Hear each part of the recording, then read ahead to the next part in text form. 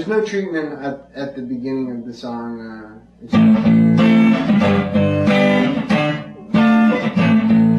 So recording-wise, that's just a 57 and my Marshalls and on the bass pickup of the guitar and stuff. And after 4 lines of the vocal, I go into this guitar part.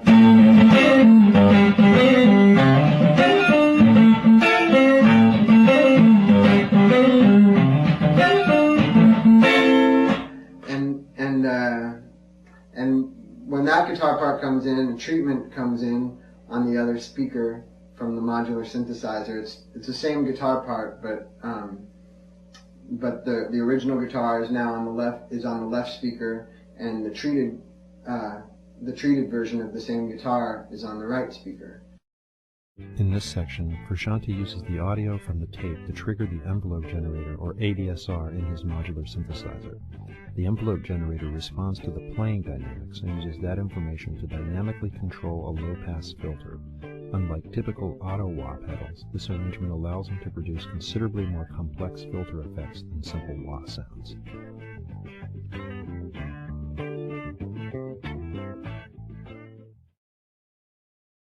And then the treatment goes away, and you're back to just the regular rhythm guitar. And then the treatment comes in again, and then as the chorus is coming in, there's that last chord rings through before going to the chorus.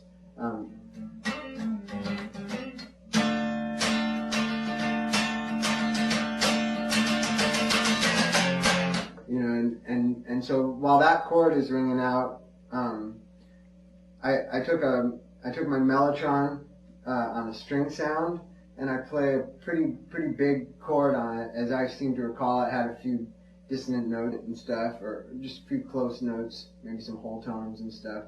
And I played that, and I moved it up with moved the volume up with a wah pedal, so the sound seems to sort of come out of nowhere. That's sort of introducing the chorus, and that's the mellotron with the volume pedal.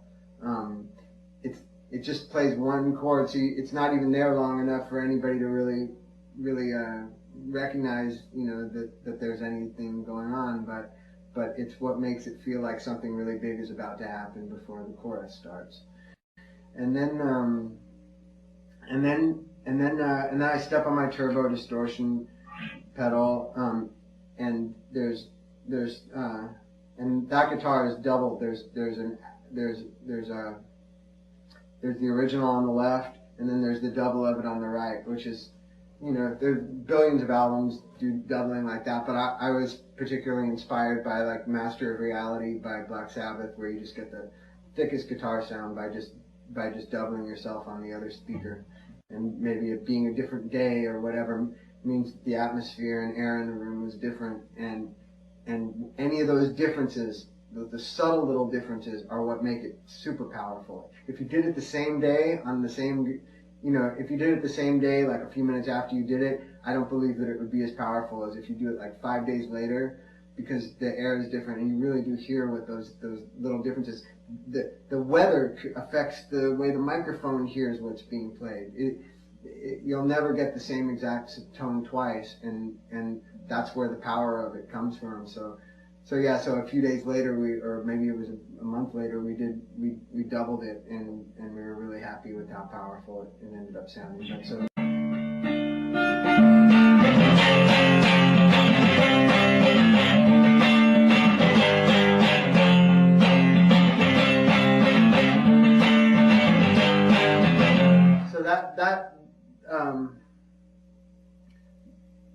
But that chorus is just, it's just straight, just those two guitars doubling each other.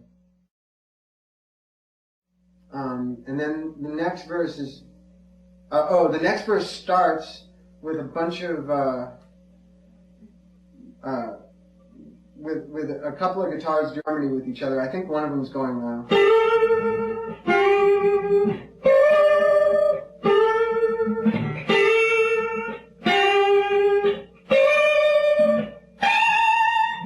and there's that one, and there's another one doing a harmony to it, and they both got fuzz on them, but I took them after they were recorded, and I ran them through the Mooger Fooger Murph pedals, and I one Murph pedal, but I think I literally ran it through the Murph pedal like 6 times on 6 different tracks, and we did. It kept being good, but it kept just having little parts where I go, let's just do it once more, because you never know what that thing is going to do, and you're not really in control of it, and so I just did it until I really liked what it was hearing, and I think we might be using like all 6 takes of what the Murph is doing, so it's just kind of swirling around in an unpredictable way, and we're also probably still using a little of the original signal too, and then it's back to the same thing. You have part of your verse with just the rhythm guitar alone, then you have the rhythm guitar with the treatment on the fancy part, and then the same thing again. The mellotron builds up going into the chorus, and then when it goes to the bridge, it's playing this guitar part here.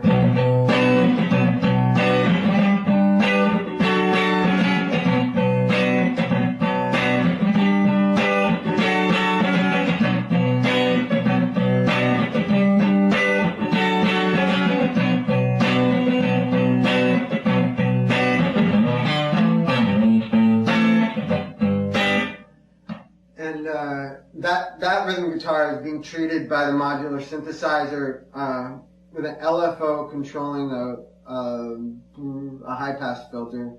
So it's just kind of going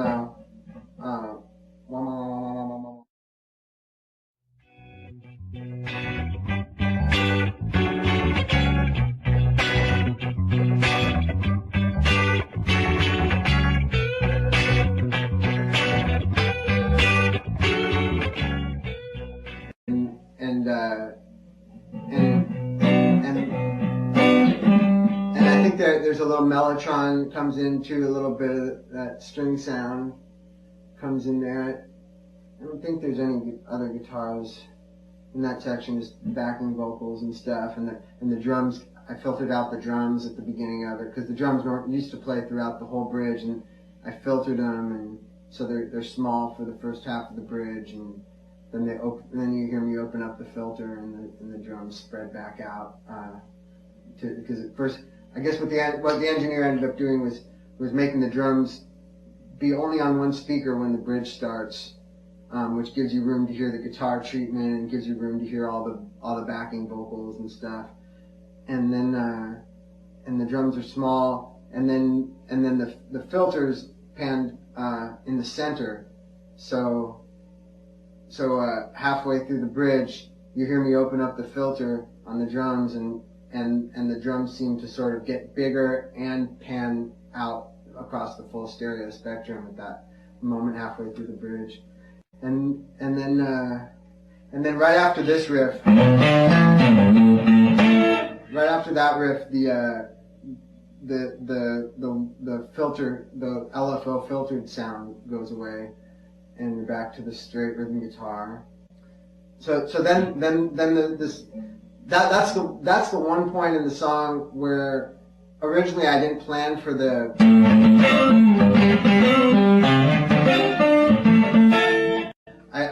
I didn't plan for that part to be in the third verse, but so I had played this rhythm guitar straight through originally, and I realized while we were in the studio that it needed it. So that was the one case where I overdubbed that guitar part on the third one. So the rhythm guitar is still playing, and I overdubbed it as a second part. And so you'll notice like the treatment on that one and everything, it sounds different than it does in the first verse and the second verse because it's a different day. It's like an afterthought. In my opinion, it's such subtleties that go into a treatment like that. you just can't repeat it twice. Like I tried, but I couldn't get exactly. It was missing something. So I don't think the third verse one's as good as the first two verses, but it's still fine. Has its own thing to it. And then a bunch of guitars come in harmony, which that's something I figured out in the studio. I don't even know what I played. The chords there are this.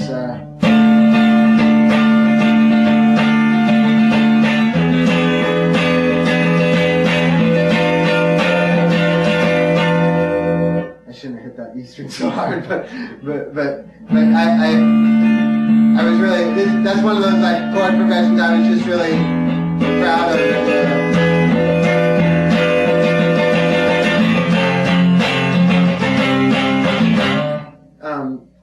I like this chord with the E and the bass. You're playing these sort of like diminished notes, so you feel like it's all right to move up a minor third, but you retain that E in the bass, and it's just a really good dark. And so while that's going on, there's a bunch of guitars playing in harmony with it. I guess like 3 different guitars.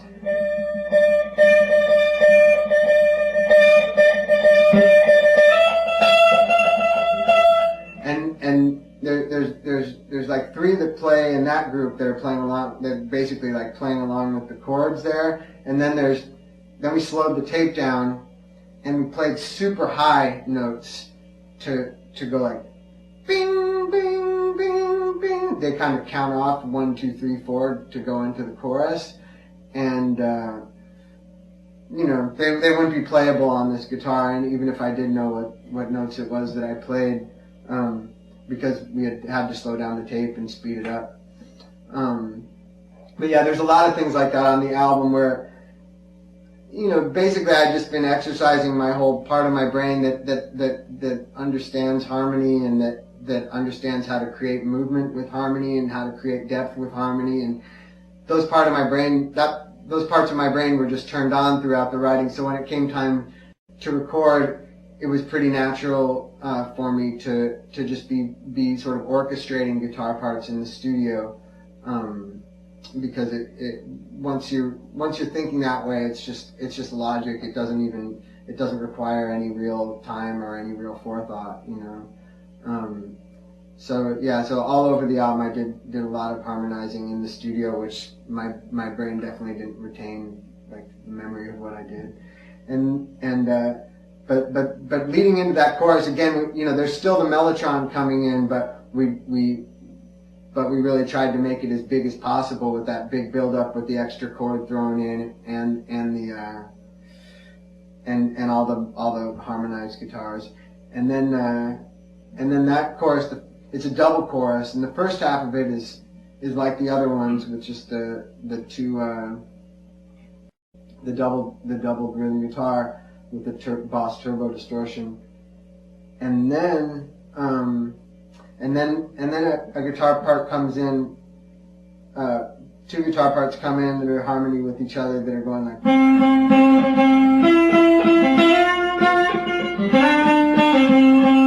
They sound funny right now because it sounds like this is the root, but really it's.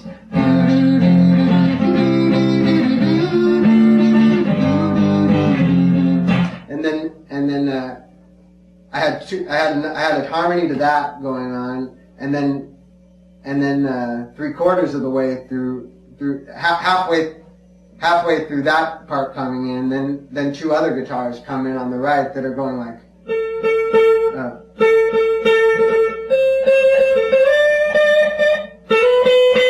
And that probably either that part or something like it, and a harmony to that come in on the right. So you've got a full like kind of clean harmony, separate groups of harmonies going on, one in the left speaker and one in the right speaker.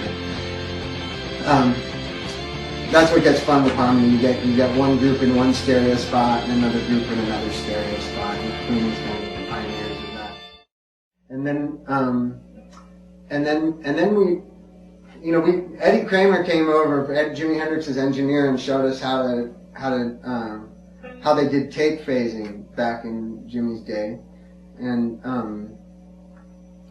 originally Ryan and I we phased Anthony's vocal on the whole song of Dani California, but we ended up not using the mix that Ryan and I had done that on, and so we didn't use that, but we did use where we did this tape phasing, right, going from the last chorus into the guitar solo, and that's actually from another mix. Like the song was mixed twice, and the part that's being phased is from the earlier mix, and we didn't know if it was still going to work, but we knew we could never get that great moment again. And because everything's out of phase, the subtle differences of one mix to another didn't end up making any difference. We just edited it right in, and it worked. The whole solo is doubled. I doubled it like, a month after I did. The original one was just done when we did the basic tracks. And then the double was done later, like a month later.